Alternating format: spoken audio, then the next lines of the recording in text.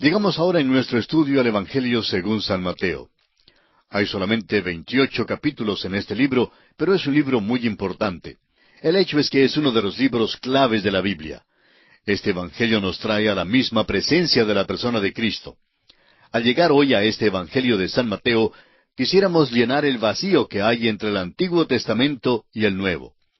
Es esencial que sepamos algo acerca de este período de aproximadamente 400 años para apreciar y tener un conocimiento correcto del Nuevo Testamento. Este es el intervalo comprendido entre los días de Nehemías y Malaquías y el nacimiento de Jesucristo en Belén. Después que Malaquías había hablado, el cielo guardó silencio. Podríamos decir que la radioemisora DIOS, Dios, dejó de transmitir y no hubo ninguna transmisión por un lapso de 400 años. Luego, un día, el ángel del Señor apareció repentinamente al sacerdote Zacarías mientras estaba parado frente al altar en Jerusalén en la hora de la oración.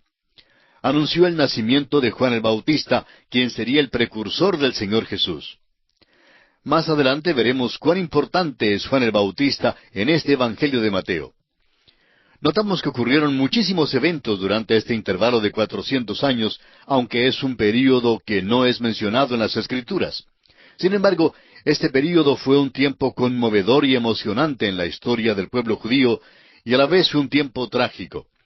Las condiciones internas de Judá sufrieron una transformación radical, una nueva cultura, algunas instituciones diferentes y varias organizaciones no conocidas emergieron en este período, las que aparecen en el Nuevo Testamento, pero sin sus antecedentes históricos.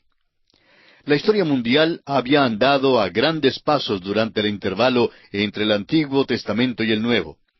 El Antiguo Testamento terminó con el imperio medo-persa como poder dominante. También Egipto era todavía un poder que tenía que tenerse en cuenta en la política mundial. Durante el intervalo entre los dos testamentos, ambos países desaparecieron gradualmente como naciones sobresalientes.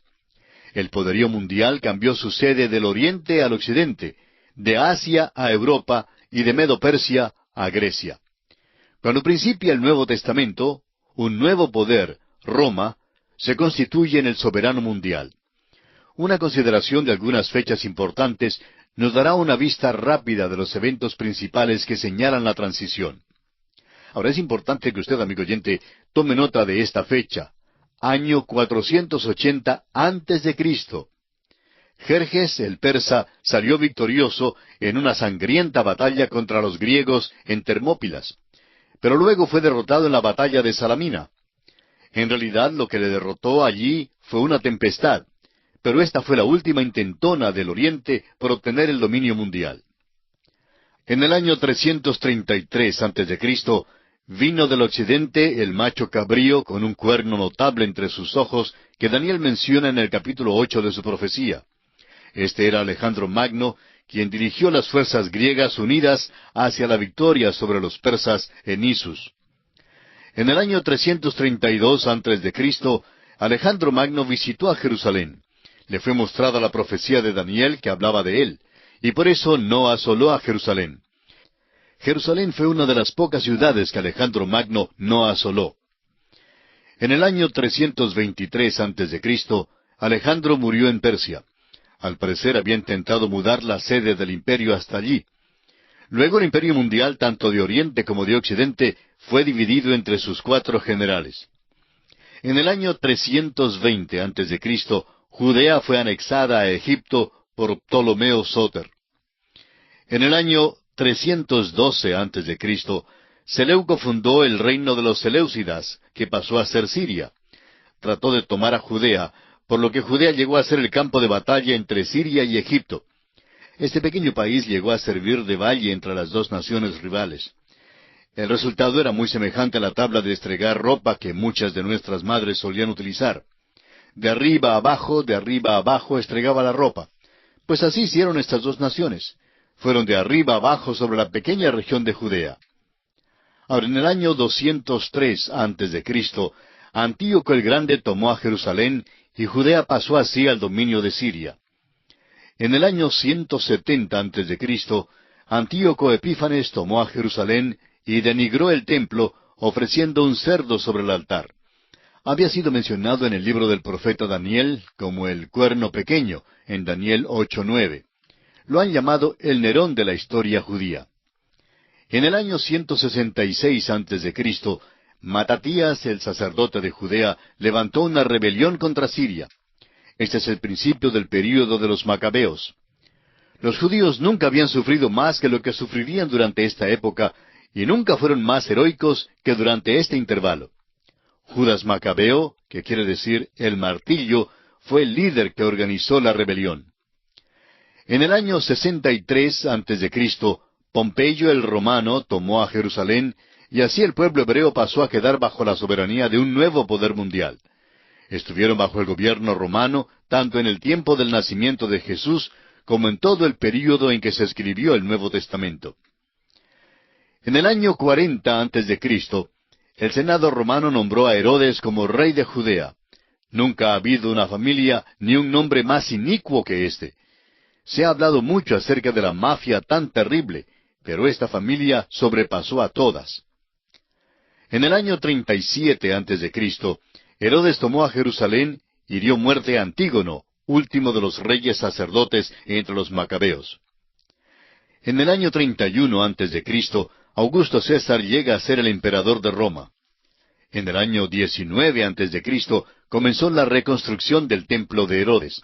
La construcción había estado en proceso ya por mucho tiempo cuando nació nuestro Señor Jesucristo, y todavía continuaba durante el tiempo en que se escribió el Nuevo Testamento.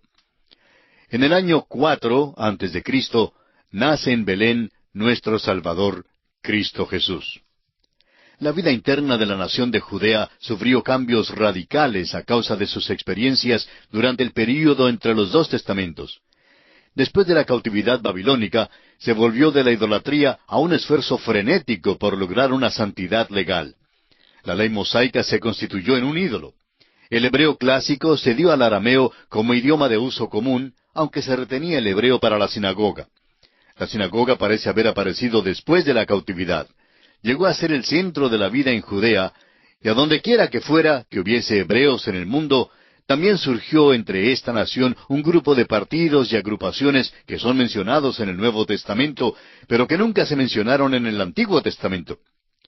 Ahora estos partidos o agrupaciones podemos dividirlas en 4 grupos principales. Primero, los fariseos. Estos fueron el partido dominante.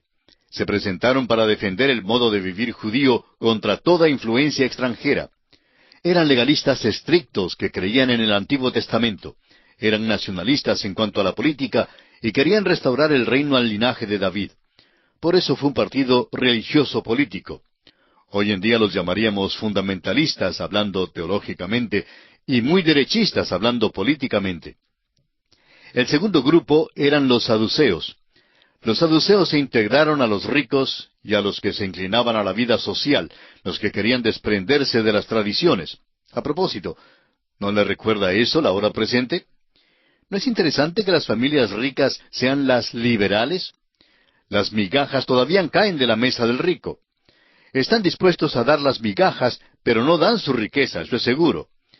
Los saduceos eran liberales en su teología y rechazaban lo sobrenatural. Por eso eran enemigos de los fariseos. Los saduceos tenían mucho en común con los epicúreos griegos. Los epicúreos fueron opuestos a los estoicos. Los epicúreos creían en el lema, come, bebe y regocíjate porque mañana mueres. A veces es posible que tengamos un concepto algo equivocado en cuanto a ellos, pues en la realidad intentaban alcanzar la vida buena. Pensaban que la manera de vencer el cuerpo era dándole rienda suelta y desenfrenada. Muchísimas personas creen que esa es la respuesta hoy en día. Pero amigo oyente, en aquel entonces sometieron a prueba tales teorías y no dio buenos resultados. Así que tampoco podemos hoy obtener buenos resultados en esas condiciones. Ahora, el tercer grupo era el de los escribas. Los escribas eran un grupo de expositores profesionales de la ley que existían desde los días de Esdras. Llegaron a ser los que se preocupaban solo de minuciosidades, dando mayor importancia a la letra de la ley que al espíritu de la ley.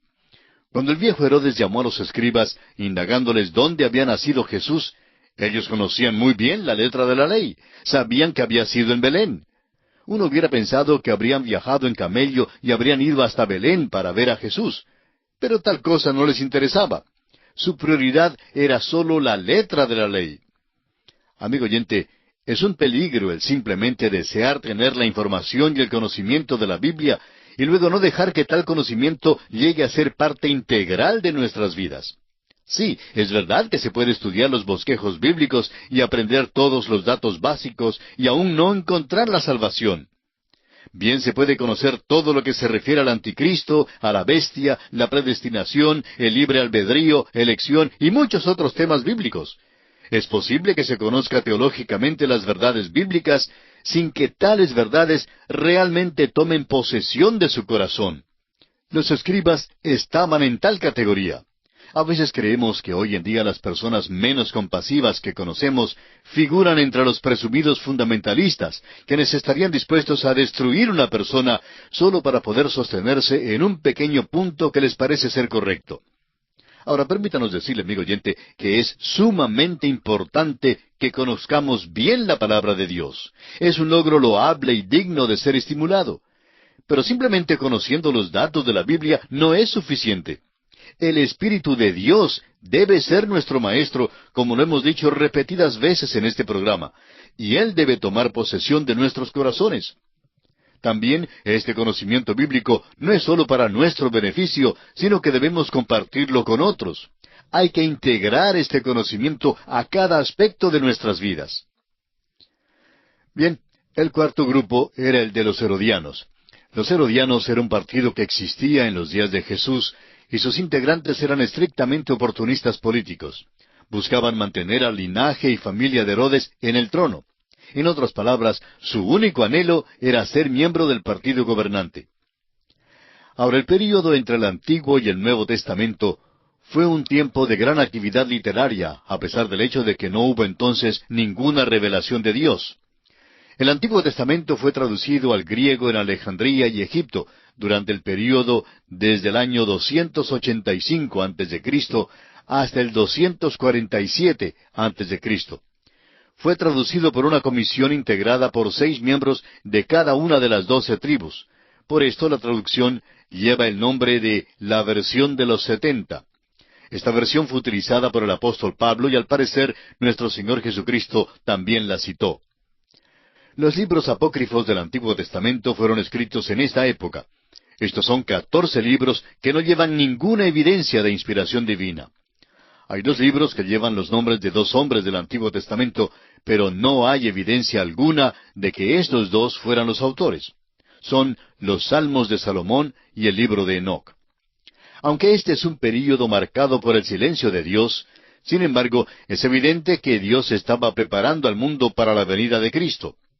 El pueblo judío, la civilización griega, el imperio romano y la multitud de civilizaciones en el oriente, todos se estaban preparando para la venida de un Salvador, quien vino justamente en el momento preciso de la escena mundial que Pablo designó como el cumplimiento del tiempo. Los 4 evangelios fueron dirigidos a los 4 grupos principales en el mundo de aquel entonces.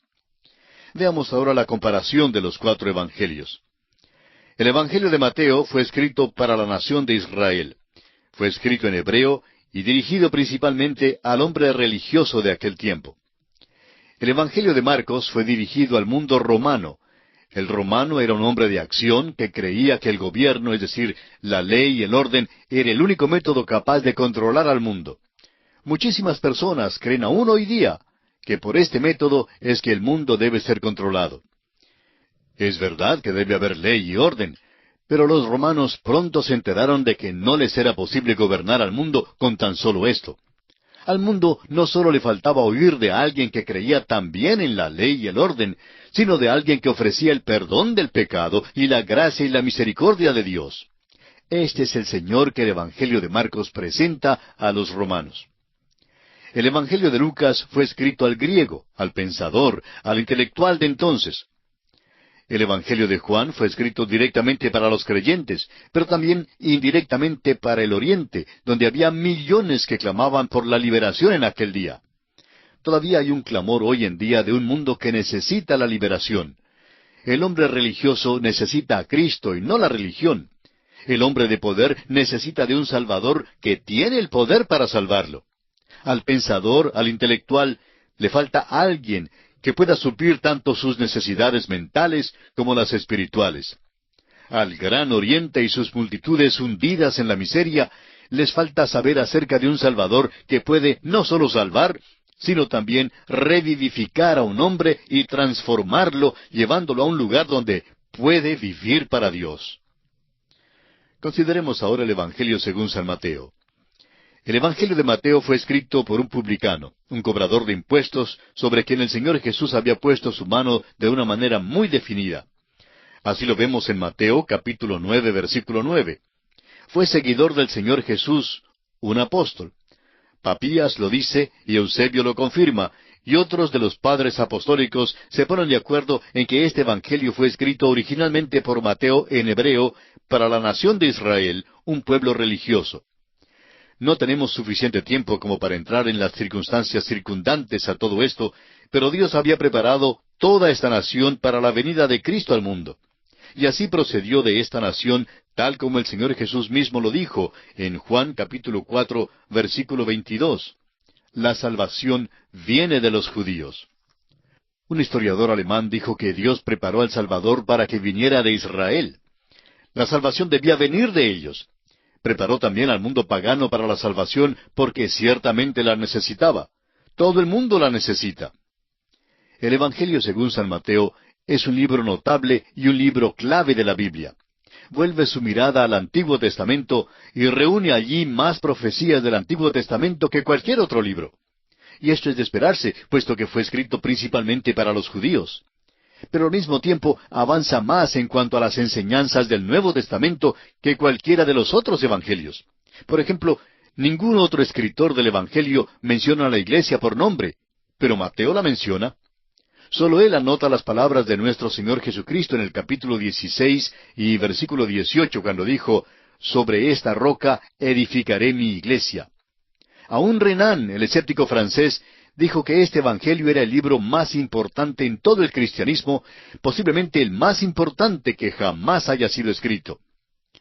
Un publicano transformado por Jesucristo fue la persona elegida por el Espíritu de Dios para dirigir este Evangelio al pueblo de Israel. Este Evangelio presenta el programa de Dios. La frase, «el reino de los cielos», es una expresión que es peculiar a este Evangelio. La encontramos allí unas 32 veces, mientras que la palabra reino ocurre 50 veces. Una comprensión correcta de la frase reino de los cielos es esencial para cualquier interpretación de este Evangelio y de la Biblia. Y quisiéramos declarar categórica y dogmáticamente que el reino y la iglesia no son palabras sinónimas, no son lo mismo. La iglesia está incluida en el reino de los cielos, pero no son iguales. Por ejemplo, Maracaibo está en Venezuela, pero Maracaibo no es toda Venezuela. Si usted no está de acuerdo, pregunte a los caraqueños. Venezuela no es América Latina, pero está en la América Latina. La Cámara de Comercio de algún país quizá pueda pensar que su país es toda la América Latina, pero no lo es. Es solamente una parte pequeña de ella. El reino de los cielos, declarado con simpleza, es el reino esperado que comenzará cuando Jesucristo, el Mesías, implante su reino de justicia, paz y amor sobre toda la tierra. La iglesia estará presente en este reino, pero no constituirá su totalidad. Ahora sabemos que los teólogos han obscurecido la atmósfera y ciertamente han hecho de esto una cosa muy complicada. Pero los pobres predicadores como nosotros tenemos que salir con una explicación simple y es esta. El reino de los cielos es el reinado de Jesucristo aquí en la tierra. Los judíos a los cuales este Evangelio fue dirigido entendieron esta expresión como el total de todas las profecías del Antiguo Testamento con respecto a la venida de un rey del cielo para establecer un reino aquí en esta tierra con las normas del cielo. Esta expresión, pues, no les era nada nueva. Veamos ahora que el reino de los cielos es el tema de este Evangelio. El que establecerá ese reino sobre la tierra es el Señor Jesucristo. El reino es lo más importante aquí, y el Evangelio de Mateo contiene 3 discursos principales que tienen que ver con este reino. En primer lugar, el Sermón del Monte, que se refiere a las leyes del reino. Creemos que es solamente una lista parcial de lo que se llevará a cabo en aquel día. En segundo lugar, las parábolas de misterio. Estas parábolas en Mateo capítulo 13 son acerca del reino. Nuestro Señor nos dice que el reino de los cielos es como un sembrador, como un grano de mostaza, etc. Y en tercer término, el discurso del Monte de los Olivos, que anticipa el establecimiento del reino aquí en la tierra. En nuestro estudio del Evangelio de Mateo, veremos que la expresión el reino de los cielos es una expresión de significado progresivo. Es muy importante que veamos esto. Hay un movimiento o acción en el Evangelio de Mateo, y si no lo vemos, pues no hemos comprendido el verdadero sentido de este Evangelio. Es como estar en la autopista y pasarse la salida sin verla. Si uno se la pasa, amigo oyente, está en apuros. Si no vemos el movimiento de este maravilloso Evangelio, no podremos comprender algo muy importante. Este Evangelio es muy semejante al libro de Génesis. Son dos libros claves de la Biblia, y realmente debemos estar lo suficientemente familiarizados con estos dos libros a fin de que nos sea posible reflexionar sobre todo su contenido. Daremos algunos títulos de los capítulos para poder así aprender a reflexionar sobre el contenido de este libro. Sugerimos pues que aprenda usted los capítulos de Mateo, pero que no pase por alto la acción que hay en estos capítulos. Vamos a darle ahora una manera de dividir el Evangelio de Mateo. En nuestro estudio seguiremos una división algo diferente, pero ésta le ayudará a reflexionar. Es importante que conozcamos a Mateo para comprender la Biblia. Primero, la persona del Rey, capítulos 1 y 2. Segundo, la preparación del Rey, capítulos 2 hasta el versículo 16 del capítulo 4. En tercer lugar, la propaganda del Rey, capítulos 4, versículo 17 hasta el versículo 35 del capítulo 9. El programa del Rey, capítulo 9, versículo 36 hasta el capítulo 16, versículo 20. La pasión del Rey, capítulo 16, versículo 21 hasta el capítulo 27, versículo 66. Y en sexto lugar, el poder del Rey, en el capítulo 28.